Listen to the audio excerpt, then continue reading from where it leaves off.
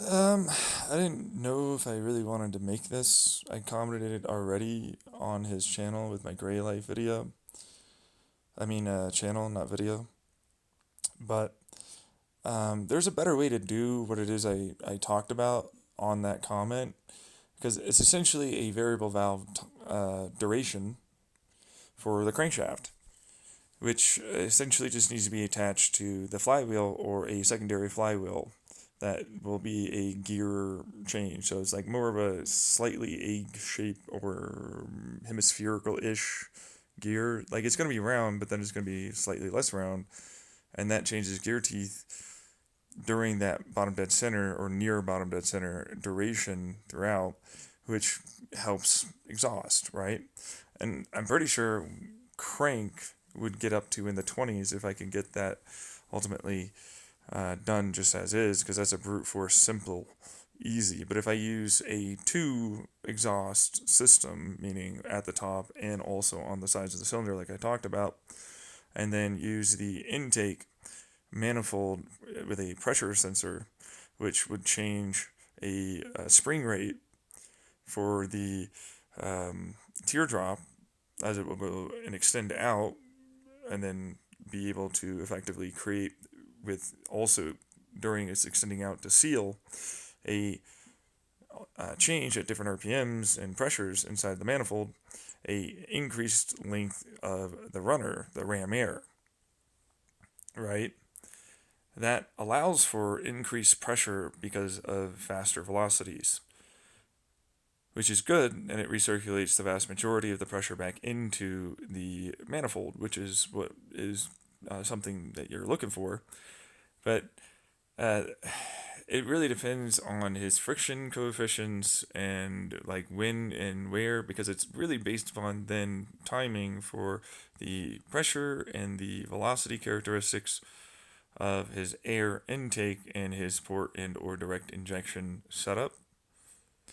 So that will change what his dynamic air fuel and ignition timing setup will have to be, because it has to be dynamic in order to that may more efficiently manage his engine's performance, which means he needs to change his timing within sub degrees, but also change based upon air pressure and velocity and temperature inside of the manifold, which changes density, which is a big deal. Okay, but if I happen to use that as a scavenge effect, like I'm talking about, that means I can increase significantly the amount of air I can receive inside of my cylinder.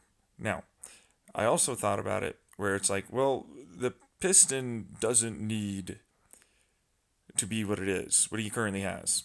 Okay, so if I was doing it and I was able to get in with him, I would be changing his piston to having a bump stop.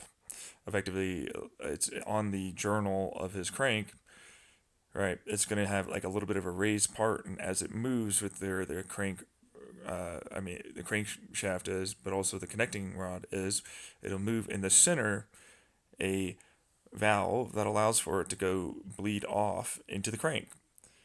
Then I can put a girdle there, or at least underneath the piston's skirt.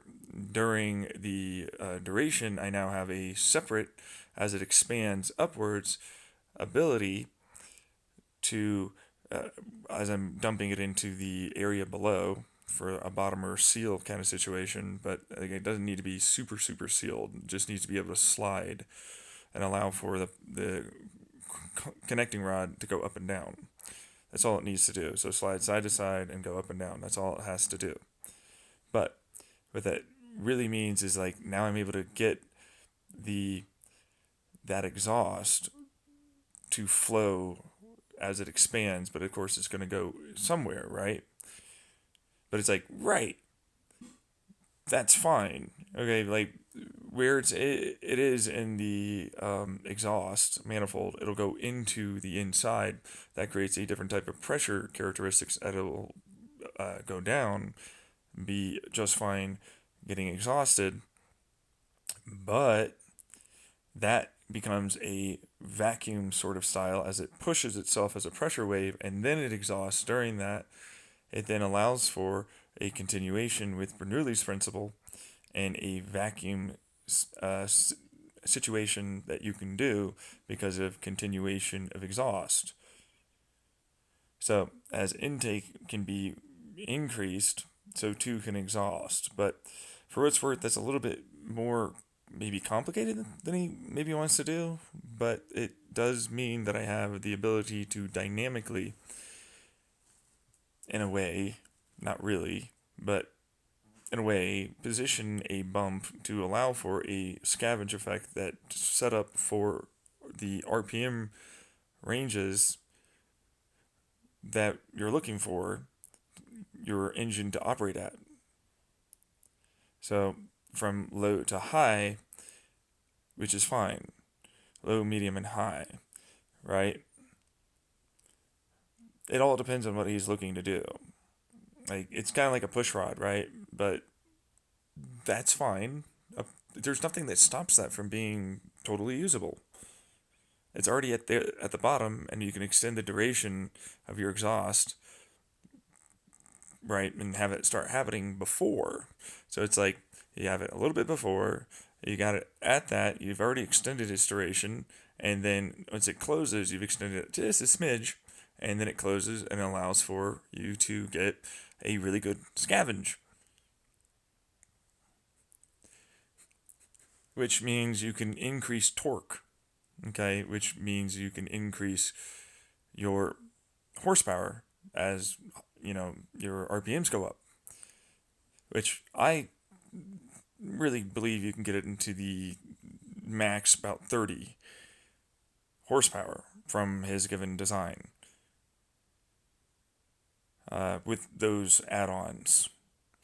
I just wanted to talk about it because it was like, well, I don't know if he'd do all that, but it's like, well, now you have higher pressure in your manifold.